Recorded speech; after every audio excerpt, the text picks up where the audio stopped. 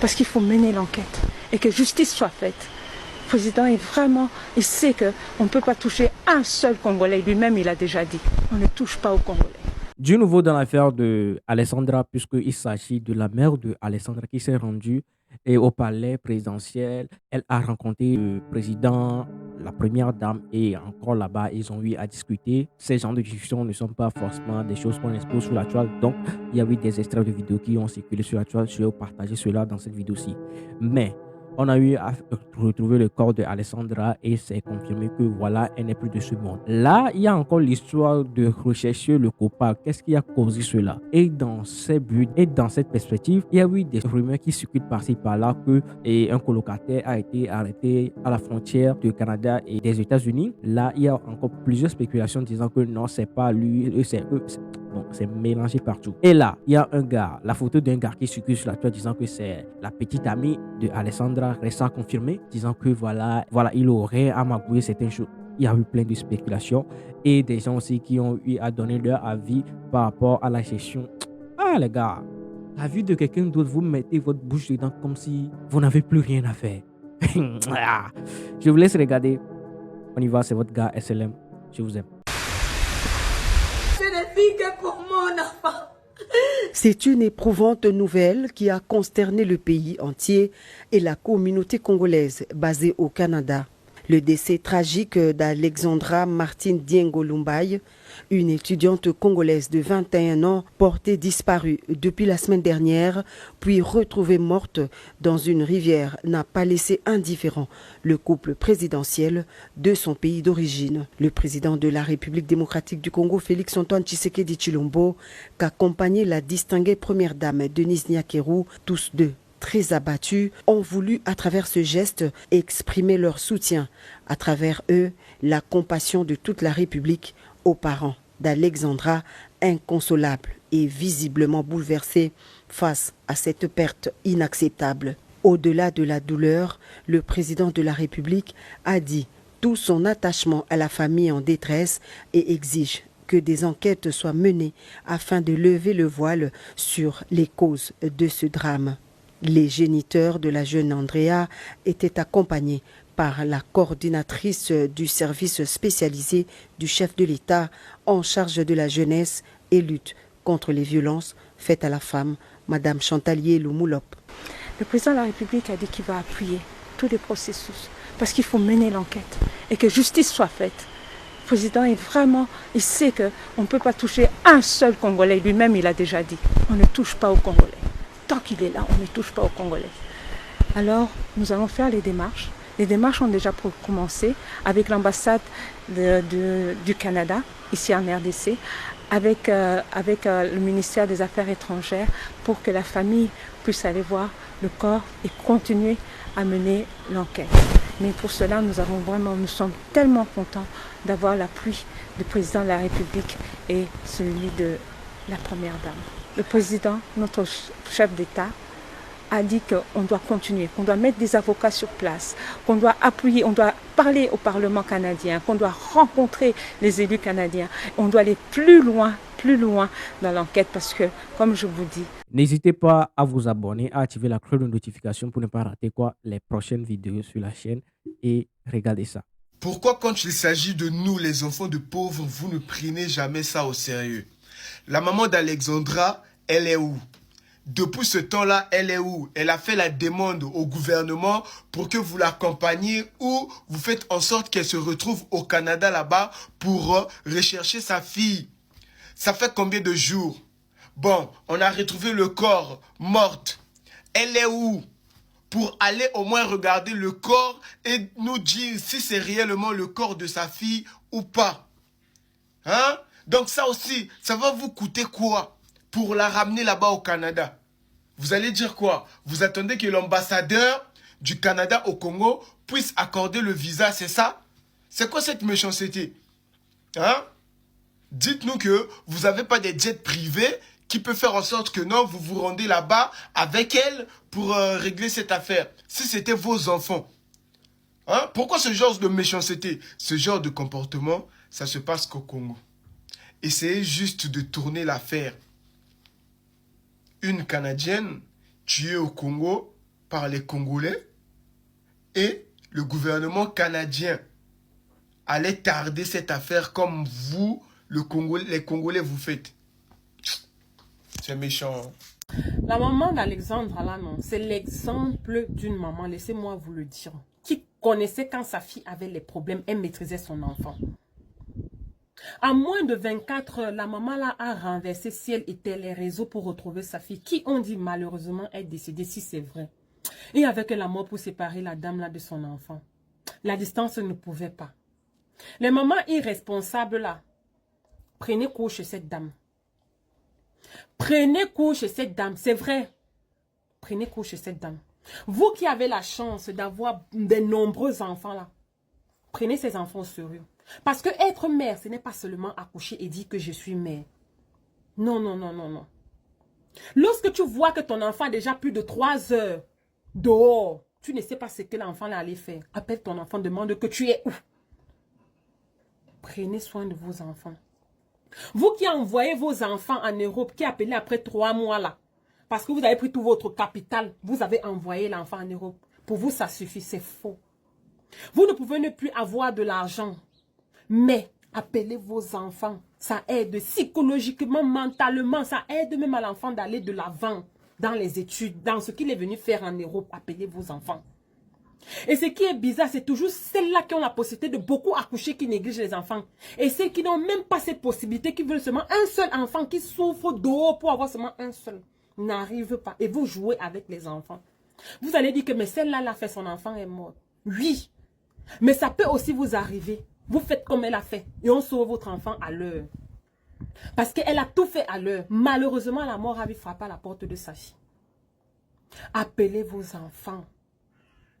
N'appelez pas vos enfants quand vous avez vos problèmes financiers là. Quand vous avez vos besoins. Non, les enfants ne sont pas vos banques. Vous allez dire que oh non, ton père et ta mère. Allez avec ça là-bas. Vous respectez les parents, vos parents que qui? Vous ne savez pas qu'appeler l'enfant, c'est beaucoup dans la vie. Les mamans matérialistes, je veux caler sur ça, on dit que j'aime parler. Je parle de ça parce que beaucoup d'enfants souffrent de ça, le manque d'affection. Beaucoup souffrent de ça. Les enfants sont ici en Europe. Avec tous les trucs que je suis en train de voir que les étudiants traversent ici en Europe, même quand tu n'es pas étudiant et que ton père ou ta mère ne t'appelle pas, ce que ça peut te faire. Le seul soutien que tu peux avoir, qui peut t'aider moralement, ne t'appelle pas. Ce que tu peux, tu te renfermes dans ta chambre, non. Tu pleures. Tu pleures. Appelez vos enfants. Dieu vous a béni, vous les femmes, d'avoir beaucoup d'enfants, celles qui en ont beaucoup. Regardez celle qui a eu seulement un seul enfant qui a perdu cet enfant. Il y a beaucoup ici là, non, qui n'espèrent même pas l'appel même d'un parent. Beaucoup, ils sont nombreux. Et je parle précisément des femmes parce que c'est nous les femmes qui portons 9 mois. On connaît les hauts et les bas d'une grossesse, les souffrances de ça. Je ne parle pas des hommes, précisément des femmes. Prenez soin de vos enfants. Même quand l'enfant part au quartier, comme on dit souvent au quartier là, il part jouer avec les autres. Allez chercher votre enfant, vous dites que non, c'est midi, rentre à la maison. Ce n'est pas l'enfant qui va encore commencer, ouais, je dois rentrer à la maison, c'est que maman va me taper. Il y a des gens qui guettent seulement, ils savent que l'enfant s'il vient tous les midis jouer ici. Le parent ne vient jamais. Donc je peux arracher l'enfant, partir avec l'enfant. Vous croyez qu'avant d'arracher vos enfants là, ils font quoi? Ils étudient le comportement de vos enfants, ils étudient votre comportement. Avant de faire quoi que ce soit. Je parle dans le cas des enlèvements. On ne vient pas enlever un enfant au hasard. C'est parce qu'on a constaté que l'enfant est toujours seul. Ou bien l'enfant, s'il y a peut-être eu un moment de manque d'attention, on a pris ton enfant. Rien ne garantit rien. Mais c'est la meilleure façon de faire. Et vous, les parents là, qui avez je continue les enfants en Europe, parce que quand l'enfant est en Europe, l'enfant souffre encore plus. Arrêtez ça. Les enfants ne sont pas vos banques. Nous ne sommes pas vos banques, nous ne sommes pas vos finances. On ne vous a pas demandé de nous accoucher.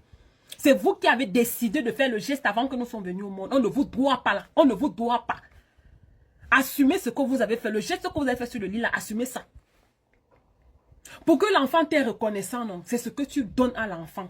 Que l'enfant voit que mon parent s'est sacrifié, l'enfant te redonne ça. Mais les parents là qui ne font rien là, quand tu as accouché pour toi, tu as déjà tout fait, tu es mère. Et je vais parler, je dis que je vais cracher ça jusqu'à ça va entrer dans vos oreilles, ça va percer l'autre côté. Appelez les enfants. Dialoguez avec vos filles pour que quoi qu'il arrive dans sa vie, elle puisse vous dire, c'est vrai, elle ne va pas tout vous dire, mais un peu. Regardez la maman d'Alexandra. Vous croyez qu'elle n'avait pas un bon dialogue avec sa fille? Elle avait un très bon dialogue. Je dis que la mort avait frappé une maman qui savait qu'il y avait le bug, il y avait un problème. Là, elle l'a appelé directement. Si le temps l'appartenait, c'est qu'elle aurait sauvé sa fille. Prenez les leçons de ce que vous voyez sur les réseaux sociaux. Là, voilà une femme qui souffre, un seul enfant, et vous, vous avez beaucoup. Il y a les autres mamans aussi qui mettent souvent les enfants en confusion. Et l'autre là encore, c'est un autre cas. Et la maman là a eu quelque chose. Il y a d'autres enfants comme ça qui dorment, qui pleurent la nuit. Il n'y a même pas un parent pour l'appeler. Même pas un parent pour l'appeler. Il y a aussi les autres là-bas que quand tu envoies l'argent mieux que ton frère, c'est toi qui es l'enfant chéri. Celui qui envoie 100 000 et celui qui envoie 50 000, c'est deux enfants différents. Ils n'ont pas le droit au même amour. On considère celui qui envoie 100 000. C'est comme ça que les parents d'aujourd'hui là, les parents là que nous avons là, changé. Parce que vous allez venir chanter dans mon truc que honore ton père et ta mère. Dégagez avec. Vous lisez la Bible que moi. Vous connaissez la Bible que moi. Honore ton père et ta mère. Donc quand vous nous accouchez, on n'a pas le droit de parler. Et les parents qui ne savent pas s'excuser, on dit que le parent ne s'excuse pas vis-à-vis de son enfant. Vous avez ramassé ça. Apprenez à vous excuser quand vous avez tort. Apprenez à dialoguer. Apprenez à vous rendre compte que vous avez failli quelque part. Pour aider l'enfant à vous respecter même d'abord vous-même. Comment une mère peut perdre un enfant comme ça? Son seul enfant avec tout ce qu'elle a fait. Regardez son réseau. Comment sa fille, même sur TikTok. La mère est toi avec son enfant. Malgré la distance. La fille écrit que ma mère, femme forte. Et vous êtes là, vous jouez. Vous passez votre temps à coucher comme les pondeuses. Prenez soin de vos enfants. C'est pas quelqu'un qui va prendre soin de vos enfants. Hein. J'en ai rien à foutre de qui tu es, que tu aies 400 000 abonnés, 300 000 abonnés, 40 000 abonnés, 1 million, ok? Que tu es un médium ou une médium hyper réputé, que ce soit en France ou au Québec. Oui, en France, je pointe la France aussi. Pouvez-vous laisser l'âme de Alexandra faire son chemin de l'autre côté? Je vois plein de lives en ce moment de médiums qui appellent à l'âme d'Alexandra pour savoir comment qu'elle est décédée, qui l'a tuée, est-ce que c'est fait violer, est-ce que c'est fait agresser, comment ça s'est passé, qui sont les meurtriers. Mais êtes-vous vraiment dérangé? Est-ce que vous savez que quand une âme passe de l'autre côté, premièrement, de la façon que ça s'est passé, ok? Elle doit être un petit peu perdue. Elle ne comprend sûrement pas. Elle a un guide spirituel qui va l'accompagner dans tout ça. Par contre, hein, elle est très attachée à sa vie humaine. Au contraire, vous, les médiums, partout dans le globe, ok, vous devriez prendre un moment de faire une prière, allumer une chandelle et on devrait tous s'unir et connecter avec son âme et lui dire que c'est correct. Ma belle Alexandra, tu peux passer de l'autre côté. Tu peux retrouver la paix. On va s'en occuper. On va trouver qui a fait ça, ok? Et je sais qu'on va trouver qui a fait ça, ok? Je le sais, puis ça s'en vient très rapidement. Non, mais êtes-vous dérangés? Dérangés, elles viennent juste de passer de l'autre côté, puis vous êtes des centaines de médiums sur des lives en train d'essayer de connecter avec son âme pour avoir des informations sur la façon qu'elle est morte. Ça passe partout sur les réseaux. Sa famille est sur les réseaux, sa mère est sur les réseaux. Vous êtes complètement, moi je suis complètement aberrée, vous êtes dérangés, ok? Laissez l'âme d'Alexandra en paix. Qui est le troisième colocataire d'Alexandra? Comme on peut voir sur les réseaux sociaux, le troisième colocataire d'Alexandra, ce n'est pas ce monsieur Christopher qui a été arrêté à la frontière des USA et du Canada, mais c'est plutôt le jeune Christopher Joubert qui lui aussi est un étudiant et ami de Louane et de Félix Couture. Merci. Rebondissement encore une fois de plus sur la mort d'Alexandra. Cette fois-ci, en naviguant ou encore en récoltant certaines informations, j'ai remarqué qu'il y a le nom de Christopher qui revient très souvent. Christopher était le troisième colocataire qui a été ajouté. Est-ce que vous comprenez? Et il paraît qu'il y avait une relation entre Alexandra et Christopher. Une relation certainement amoureuse, selon certaines informations. Remarquez ici la photo de Christopher qui a été retrouvé avec le téléphone de Alexandra. Après, on se pose mille et une questions. Est-ce que ce sont ces informations qui ont été confirmées par la police? Pour l'instant, on attend encore, on observe encore. Ce sont encore simplement des hypothèses, je suppose, parce que tant que la police ne confirme pas, on ne peut pas prendre cela pour acquis. Pour l'instant, d'abord, nous sommes dans les pistes pour trouver réellement ce qui s'est passé pour que la vérité soit connue de tous. Voilà. C'est ça, parce que pour que son âme repose en paix, il faudrait que les assassins soient arrêté et que la vérité soit connue. Voilà, c'est comme ça que les choses doivent se passer. Donc, je me pose encore mille et une questions. Est-ce que le témoignage de Louane est vrai parce qu'elle dit qu'elle suspecte Christopher être derrière ce meurtre? On se pose mille et une questions. On attend encore quelques temps. Dès que j'ai encore d'autres informations, je reviendrai vers vous avec des informations beaucoup plus précises. Merci. Que la perte d'un être cher ne détruise pas ta vie. Que la perte d'un être cher que tu as beaucoup aimé ne te pousse pas vers la dépression. Car souvent, tu peux avoir le désir de mourir, mais tu dois vivre. Tu dois continuer à vivre. Que Dieu te fortifie si tu es orphelin, si tu es veuve, si tu es veuf, si tu as perdu quelqu'un que tu aimes beaucoup. Sois fortifié, avance. Et je sais ce que je dis. Soyez bénis. Merci. On se retrouve à la fin de cette vidéo. J'espère que tu as passé un bon moment sur ma chaîne YouTube. N'hésite pas à regarder une autre vidéo ici et on se retrouve à la prochaine pour une nouvelle vidéo. Bye, je vous aime.